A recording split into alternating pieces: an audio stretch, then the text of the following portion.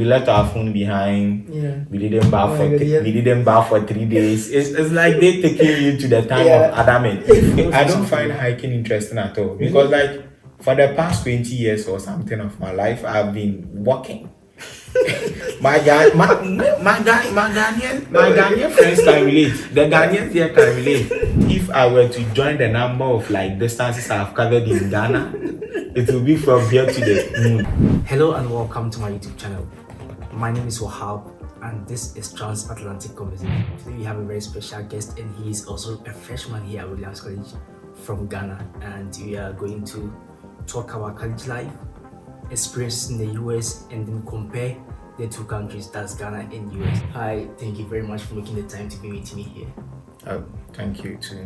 Great. It's a pleasure being here. Sure, that's to share my wonderful insights with your wonderful audience. That's great. Thank you very much. It's always a pleasure to give back to the community and also to share your insight of what you have learned back home. I don't know, maybe one or two things I can say today maybe will profit someone one way or the other. So before we start, I'd like you to introduce yourself like you do if you are meeting someone for the first time. Okay, so my full name is Awuah Nimoh Acheampong, but a lot of people call me Nimoh. So in Ghana, people will say Ko Nimoh, but here in a foreign man's land, they will say Nimoh. So, okay, so which one is the name? Is it Nimo or Nimo? I'm from Ghana, so I would say I prefer the Ghanaian pronunciation. Which one is that? Because that sounds more authentic, Nimo. But I would tell my fellow Ghanaian friends that they should stop adding "ko" to it. Okay. Not every Nimo is cool. Okay. Yeah. What does the "ko" mean? I don't know. It's just something they add to it. You see those times during the era of Chewa and Ejaku and those kind of things. Okay. Sometimes when they play these characters in movies, and when somebody is called Nimoh, he's called Ko Nimoh, and sometimes the person, that character, the role that person is playing, the person is very wicked, troublesome, those kind of things. So yeah, I don't know why they associate. Did he used to be troublesome at a point? I'm not. I wouldn't say I'm troublesome, but I like arguments. Okay. I should put it that way. I think then that makes sense. The "ko" makes sense. No. I should put it that way. Like, I can't just accept your idea. I have to Okay, you have to. I have to Also give interrogate you. Okay, that's true.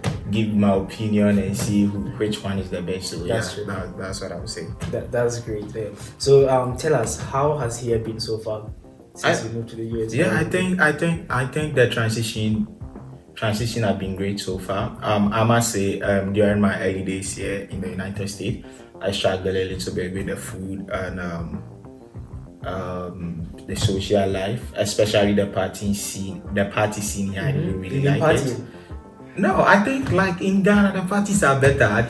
Come on, you'll be listening to Afrobeat, Amapiano, high life, those kind of things. Whereby here, when you come here, you go to the event, you'll be seeing you'll be hearing Icy Spice and a baby, that's it, bro. Come on, like the music here is so lame. I think I agree with you. Yeah, the music here is so lame, and I must say, like, I don't really enjoy their parties here as compared to Ghana, whereby the parties is like high intensity, high energy, good music, good melodies, good vibe. Here it's like, I don't know, their music here is like just kind of sing along kind of type and this kind of thing. So just I don't know. I don't really. Have you tried talking to those who organize the parties to find out if it won't change anything? And moreover, if we try to play Afrobeat and those kind of things, because they are not used to those kind of music, they will be looking at your faces as if you are doing something alien to them, which is that makes sense. Yeah.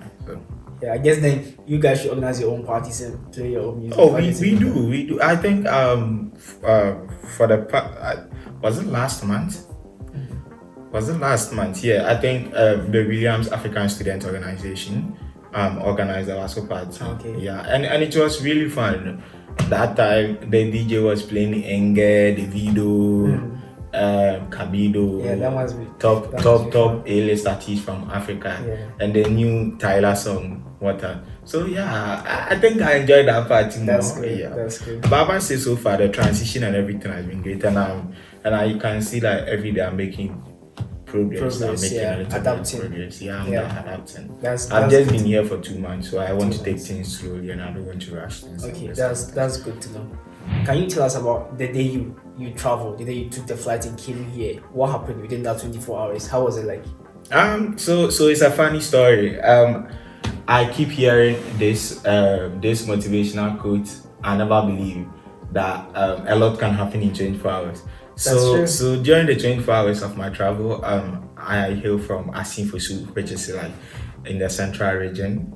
The constituency of the very well-known Honorable Kennedy Acheampong, who contested for the NPP presidential primaries, but unfortunately he lost. He lost? Yeah, he did. Unfortunately he lost. Yeah, sorry for that.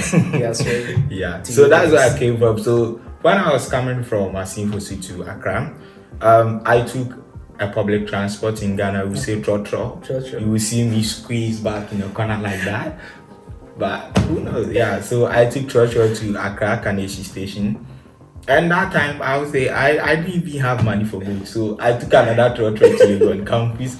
I went to Lord at a friend's place. So yeah, that friend is Joseph. So I think that friend catered for me. I was about to travel. I think my flight left around 11 p.m. in Ghana time. Yeah. So that was it. So almost midnight. So yeah, I was like, when I was in the plane, I was like, oh, just 4 hours ago, I was in Trotro. I was in Trotro. Now I'm in a plane. Wow. Yeah, that must be a very nice feeling. Yeah. A lot can happen within 24 hours. So yeah. So when I took the flight from Accra, I landed in Washington. It was a straight flight? Yeah. Wow. United Airlines. How long was it? I think it was 10 hours. Then 10 hours from Accra, Ghana to Washington, Dulles International Airport. So I think that one, there was a layover there for 5 hours or 6 hours. I don't really remember, but like approximately 4 hours. Then we took another flight to Albany International Airport. Okay. Yeah, so when I came to the U.S.A, I first lodged at a hotel called Fairfield and Inn. Wow. Hotel at Albany. So this country is obviously very different from Ghana. Yeah. The people here are different and all that. How has friendship been like for you? Have you been able to make friends with people from different countries as well as people from here? Yeah, I would say yeah. For friendship, I would say I've been able to make quite some number of friends. Yeah, but most of my friends now, almost like 50% are from African countries, countries like Ethiopia, Kenya, Namibia, Zambia, those kind of places, Zimbabwe, Rwanda. Yeah, so yeah, and yeah, for on campus too. Yeah, I made some friends. Yeah, but I would say gender wise, the boys are more than the girls. So, yeah. Interesting. That's good to know. The same for me. I mean, yeah, it's the same for me. Obviously. Yeah, and I failed to mention, most of my friends too are from countries like Brazil. You have friends from Brazil too? Ecuador. I don't know if I pronounce it right. Is it Ecuador or Ecuador? I don't really know. I think. Yeah. I don't know if I get it right. I think maybe I don't know how to pronounce it. Those places and France. Yeah. That's good. Places like that. For domestic, for US citizens, yeah, that's some kind of number. That's true. Okay, so have you had any experience outside campus since you go here? Any experience? Yeah, like have you had? Yeah, I think event or something? I think my first day on campus, during my first week on campus, we went on a wolf trip. Yeah. That was like outside the campus that we did a camping in the woods for 3 days. So yeah, that was an experience outside campus. How was it like? Yeah, I think for someone who just got here and just get into the woods. Yeah, I think it's great because like it's an initiative by the college. Yeah. They call it e-ventures. So they have wolf, they have explore. Where am I? Exploring the arts. And one other thing, is it mentoring minds or active minds? I don't really know. The fourth one, I don't really know the name. So I chose wolf. And for the wolf, what we do is like they take students to hike. I don't know. The hiking is obviously a fancy name for walking. So those of us in Ghana who don't really understand the word hiking, so yeah, it's just a fancy name for walking. So they will take us to the woods, and the aim is like just to meet new people, interact with nature as much as possible, and form new friendship or something. I think me too. I went on a wolf trip. I went canoeing with some awesome guys. It was so much fun. Canoeing. Canoeing. It was so much fun. Okay. It really, changed my perspective. It changed a lot of things. It made me see things in a very different way. It is really amazing. I wish everyone could get a chance to get into that wolf thing. I think it's very, very amazing. For me, I did a trail crew, so we went to Mountain Greylock, or I forgotten the name of the mountain, Greylock or something like that. Yeah, which is like found here in the Berkshires. So I went there with amazing people, with 2 wolf leaders, one female, one male. Yeah, and what we do every morning is like we wake up, we pick what do we call this? Those things that they used to cut trees. What do they call it? Shoot.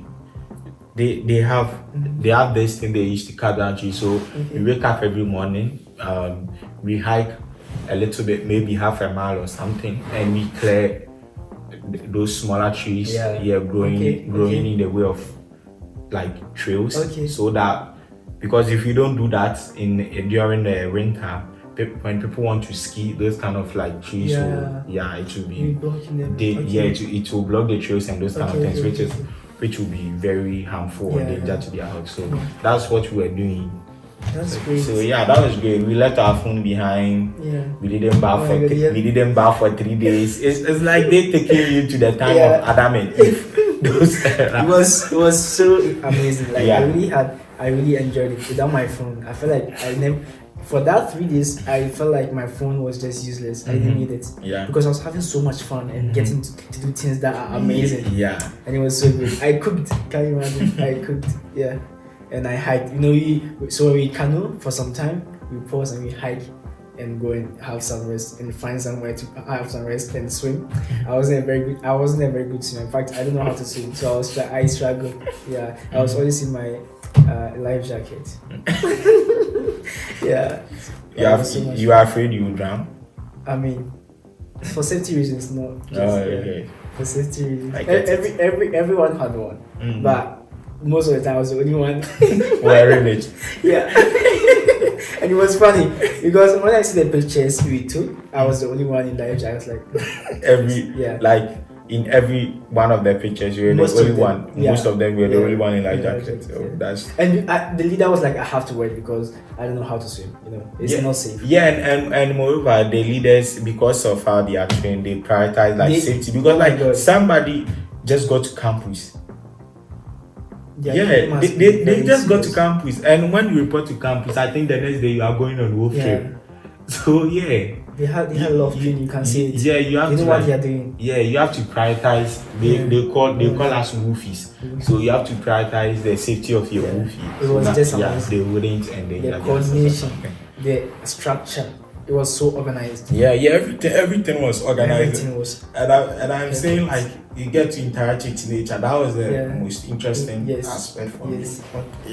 That's great. That's good to know. I really wish I could. From that time, I wanted to go canoeing again. You can be a wolf leader and I mean, you can be a wolf leader and go on the trip. Exactly. And you can even go without and subsequently become a wolf staff, or you can go to the Williams Outing Club or something. Outing Club. I mean, by default, you are part of the club, right? By being a wolf, you become part of the club. Oh no, being a Williams student ain't you free. Free ticket to the club, so you can just walk in there and request any item you want and just go for hiking. I don't know if that's something you find interesting. I do. I don't find hiking interesting at all, because like for the past 20 years or something of my life, I've been walking. my Ghanaian friends can relate. The Ghanaians here can relate. How many people own vehicles in Ghana? That's very small. if I were to join the number of like distances I've covered in Ghana, it will be from here to the moon. It's not small distance. So for me, I don't find hiking to be something that hiking all your life. I've been hiking all my life, so why should I? That makes sense. This is so funny. No. That's interesting. I've been hiking all my life, so why do I want to stay? I really want. I would like to go on a hike. Yeah, and I would like to go canoeing. I like to go hiking, but I just don't want to do it alone. You know. You can invite a couple of your friends. You can speak to your wolf members. I mean, I've been invited before to go hiking, but just the timing wasn't really. Yeah, but you can speak to your wolf members to go and hiking. Whatever you can. And we've been hanging out. I think they sent an email that you can even ask a professor. You can be on hiking with professor. Like you can do whatever what you want to do. The college is there to support you, so you just have to just do it. Like Nike, just do it. Just do it. Whatever you feel like doing, just do it.